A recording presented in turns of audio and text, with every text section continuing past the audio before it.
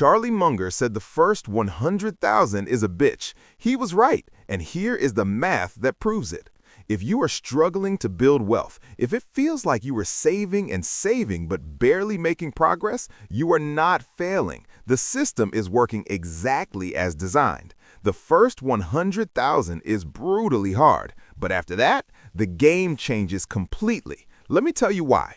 Here is what most people do not understand about wealth building. It is not linear. Saving your first $100,000 takes about 10 years for most people, but going from 100,000 to 200,000, 3 years. 100,000 to 300,000, maybe 5 years total. The acceleration is insane, and it is all because of compound interest. But you have to get to that first 100,000 before the magic starts working. Let me break down the math. Say you save $10,000 per year and invest it at an average 8% annual return. Year 1, you invest $10,000, you earn $800. Not bad, but not life-changing. By year 5, you have about $60,000 saved. You earn $4,800 that year in returns. You are still doing most of the heavy lifting. By year 10, you hit $100,000. That year, your money earned you $8,000. You saved $10,000 and your investments added another $8,000. You just made $18,000 in 1 year. Now, listen to what happens next. Year 11, you save another $10,000. Your $108,000 earns $8,640. Total growth that year, $18,640. Year 12, you save $10,000. Your account now has $126,000, earning over $10,000 in returns. For the first time, your money is making more than you're saving. By year 13, you crossed $200,000. You spent 10 years getting to $100,000 and just 3 years doubling it. That is the power of compound interest, but it only kicks in hard after you hit that first milestone. Here's why this matters. At $100,000 invested at 8%, you're earning $8,000 per year passively. That's $666 per month. You are making money while you sleep. Your money is working for you now, not just you working for money. This is the psychological shift. Below $100,000, it feels like you are pushing a boulder uphill. Every dollar you save matters, but progress feels slow. After $100,000, it feels like the boulder starts rolling downhill on its own. Your money is compounding fast enough that you can feel the real acceleration. Most people quit before they hit $100,000. They save for 3, 4, 5 years. They see their account grow to $30,000, $40,000, and they think this is pointless. At this rate, it'll take forever. So they stop. They buy a new car. They upgrade their apartment. They think, I'll start again later. And they never do because they don't understand they were halfway up the hardest part of the mountain. If they had just kept going, the next 50,000 would have come faster, and the 50,000 after that even faster. The first 100,000 is a filter. It separates people who understand delayed gratification from people who need immediate results. It separates people who can stay consistent for a decade from people who quit after 2 years.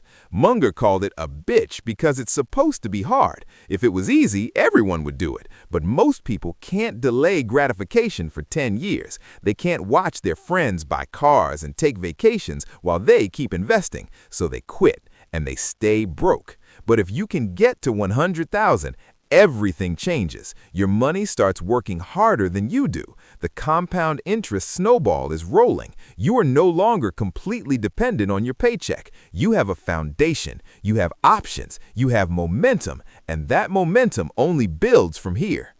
So how do you actually get there? Let me give you the real numbers at different saving rates. This is not theory. This is the actual math of how long it takes based on how much you can save and invest every month. If you can save $500 per month and invest it at an 8% average annual return, you will hit $100,000 in about 10 to 12 years. That is realistic for someone making $50,000 to $60,000 per year. It requires discipline. You have to say no to lifestyle inflation, but it is absolutely doable. $500 per month is $6,000 per year. Over 10 years with compound interest, that becomes $100,000. If you can save $1,000 per month, you hit $100,000 in 6 to 7 years.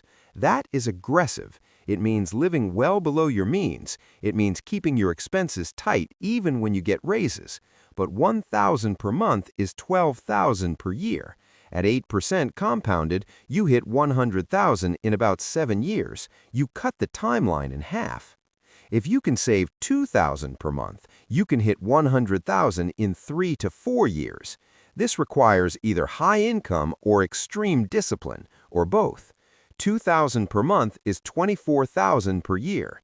Most people cannot do this, but if you can, you hit $100,000 in your 20s or early 30s, and the rest of your financial life becomes completely different. The key is not the amount. The key is consistency. Whether you save $500 per month or $2,000 per month, you have to do it every single month for years. No breaks, no excuses. Automate it. Set up automatic transfers from your paycheck to your investment account. If you do not see the money, you will not spend it. The people who hit $100,000 are not smarter, they're more consistent. So what do you actually invest in? Keep it simple. Low-cost index funds. An S&P 500 index fund, a total stock market index fund, these have averaged 8 to 10% returns over decades. Do not try to pick individual stocks. Do not try to time the market. Just consistently invest in broad market index funds and let compound interest do the work. Boring wins. Now, here's what happens after you hit $100,000. The psychological shift is massive. You stop thinking in paychecks. You start thinking in assets. You look at your net worth more than your salary. You see investment opportunities differently. You have confidence. You are not one emergency away from financial collapse. You have a foundation. And that foundation keeps growing faster and faster. At $100,000, you are earning $8,000 per year passively. At $200,000, $16,000 per year passive. That's over $1,000 per month you did not work for. At $500,000, $40,000 per year passive. That's a full salary coming from your investments. At $1 million, $80,000 per year passive. You are financially independent. You do not need to work anymore if you don't want to. And going from $100,000 to $1 million is so much faster than going from 0 to $100,000. The hardest part is getting started and staying consistent through the first $100,000. That's where most people fail. They start strong. They save for 2 or 3 years. Life happens. They stop. Do not be that person. Understand that the first $100,000 is supposed to be hard. It's the price of admission to wealth building. Once you pay that price, the game gets easier and easier. If you're 25 and you start now, you can hit $100,000 by 35, then $200,000 by 38, $500,000 by 45, $1 million by 50, and you retire early with financial independence. If you're 35 and starting now, you can still hit $100,000 by 45 and build serious wealth by 60. If you're 45, you can hit $100,000 by 55 and have a strong retirement. It's never too late, but you have to start, and you have to stay consistent. The first $100,000 is the hardest, but it's also the most important. It proves to yourself that you can do this. It builds the foundation for everything else. It starts the compound interest snowball that will eventually make you wealthy. Charlie Munger was right. It's a bitch, but once you get there, you'll never regret the discipline it took. If this motivated you to start building your first $100,000, subscribe to Sketch Wealth.